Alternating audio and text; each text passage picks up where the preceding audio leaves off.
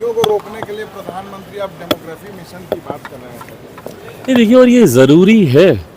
आप कतई इस चीज़ को स्वीकार नहीं कर सकते कि कोई विदेशी नागरिक जो आपके देश का नागरिक नहीं हो, वो विदेशी एक घुसपैठिया बनकर आपके देश में आपके संसाधनों के ऊपर, जिस पे पहला हक अधिकार भारतीयों का बनता है, आपका हक छीनने का कार्य करे। इस बात को कतई स्वीकार नहीं किया जा सकता और इसके लिए जो कड़े कदम उठाने की ज़रूरत पड़ेगी, प्रधानमंत्री जी, मेरी सरकार, इस बात के लिए हम लोग पूरी तरीके से प्रतिबद्ध हैं और जो जो कदम उठाने की ज़रूरत पड़ेगी वो उठाए जाएंगे। लालटेन युग और कांग्रेस का जिक्र उन्होंने किया और कहा कि कांग्रेस किस तरीके से बिहार के जनता के साथ दुर्व्यवहार करती थी, नफरत करती थी, और आज जिस तरीके से एनडीए सरकार ने काम किया है, आगे भी विकास होगा। देखिए, ये बात तो हकीकत है, ये बात तो किसी से छुपी नहीं है कि किस तरीके से बांटो और शासन करो की राजनीति रणनीति को लंबे समय तक कांग्रेस ने अपनाने का काम किया। बिहार में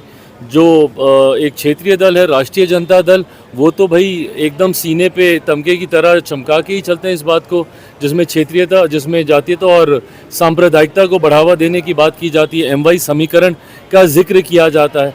वहीं दूसरी तरफ हमारी सरकार, जिसने हमेशा सबका साथ सबका विकास की बात की है। आज भी भाई उस मंच पे आप लाभार्थियों को देख लीजिए, उन लाभार्थियों की सूची को देख लीजिए। क्या उसमें जब घर बांटने की प्रधानमंत्री आवास योजना के तहत जब घरों की चाबी दी गई, उसमें मुझे बताइए ना कौन सा भेदभाव किया गया। सांप्रदायिकता को आधार बनाकर ये लोग बोलते हैं कि धर्म के आधार पर हम लोग बांटने का काम करते हैं। क्या उस मंच पे आपको धर्म के आधार पर भी कोई भेदभाव आपको देखने को मिला?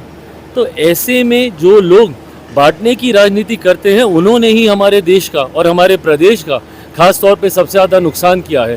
कांग्रेस जैसे दल, राष्ट्रीय जनता दल जैसे दल, इन लोगों ने ना सिर्फ हमारे देश को, हमारे प्रदेश को बर्बाद करने का काम किया, बल्कि जिस स्तर पर भारत आगे बढ़ सकता था, कांग्रेस का नेतृत्व, इसकी जगह अगर कोई और नेतृत्व इतने लंबे समय तक देश में रहता तो संभवतः आज बनस्पत दूसरे देशों के हम लोग कई गुना आगे रहते। पर अगर हम लोग एक लक्ष्य को लेकर चल रहे हैं कि 2047 तक भारत को एक विकसित देश बनाना है, संभवतः इस लक्ष्य को बहुत पहले हम लोग पूरा कर सकते थे। आज से पहले किसको पता था कि भैया भारत की अर्थव्यवस्था कौन से नंबर पर है? आज ना से 5वें से हम लोग चौथे पर आए, बल्कि तीसरे नंबर पर जाने की दहलीज पर हम लोग खड़े हैं। ये तभी संभव है जबकि देश का नेतृत्व एक मजबूत हाथों में।